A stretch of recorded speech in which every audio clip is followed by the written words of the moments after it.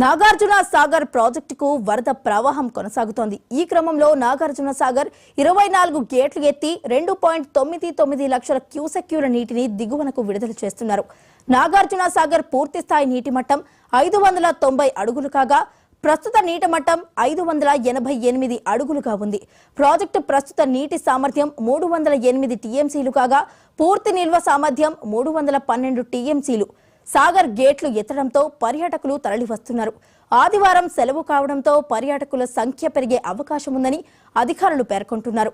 Project వద్ద ఎలాంటి ప్రమాద ఘటనలు చోటు చేసుకోకుండా పోలీసులు అధికారులు జాగ్రత్తలు తీసుకుంటున్నారు.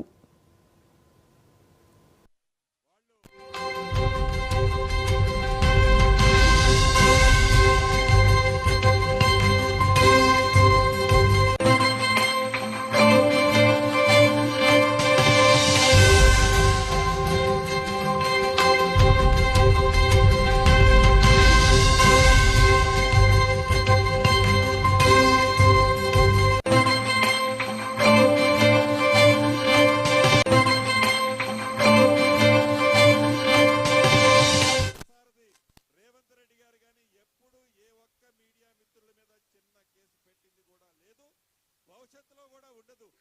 అంతెందుకు ఇప్పుడు ఈ 1105 మందిలో నాకు తెలిసి వాళ్ళని అభిమానించే వాళ్ళు కూడా కొంతమంది ఉన్నారు. వాళ్ళకి ఇస్తే కుదరదు అని మేము అనలే, ఏమన్నాం, గౌరవ ముఖ్యమంత్రి గారే చెప్పారు. నాగార్జున సాగర్ ప్రాజెక్టుకు వరద ప్రవాహం కొనసాగుతోంది. ఈ క్రమంలో నాగార్జున సాగర్ 24 గేట్లు ఎత్తి 2.99 లక్షల క్యూసెక్యూల నీటిని దిగువనకు విడుదల చేస్తున్నారు. నాగార్జున సాగర్ పూర్తిస్థాయి నీటి మట్టం 590 అడుగులు కాగా ప్రస్తుత నీటి మట్టం 588 అడుగులుగా ఉంది. ప్రాజెక్టు ప్రస్తుత నిల్వ సామర్థ్యం 308 టీఎంసీలు కాగా పూర్తి నిల్వ సామర్థ్యం 312 టీఎంసీలు. సాగర్ గేట్లు ఎత్తడంతో పర్యాటకులు తరలివస్తున్నారు. ఆదివారం సెలవు కావడంతో పర్యాటకుల సంఖ్య పెరిగే అవకాశం ఉందని అధికారులు పేర్కొంటున్నారు. ప్రాజెక్టు వద్ద ఎలాంటి ప్రమాద ఘటనలు చోటు చేసుకోకుండా పోలీసులు అధికారులు జాగ్రత్తలు తీసుకుంటున్నారు.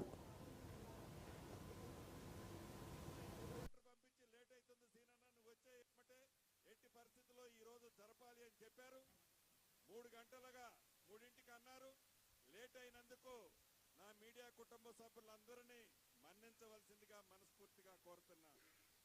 ఈరోజు యావత్ తెలంగాణ రాష్ట్రంలో వరదల ఉధృతితో అతలకుతలమైతుంది రాష్ట్రం.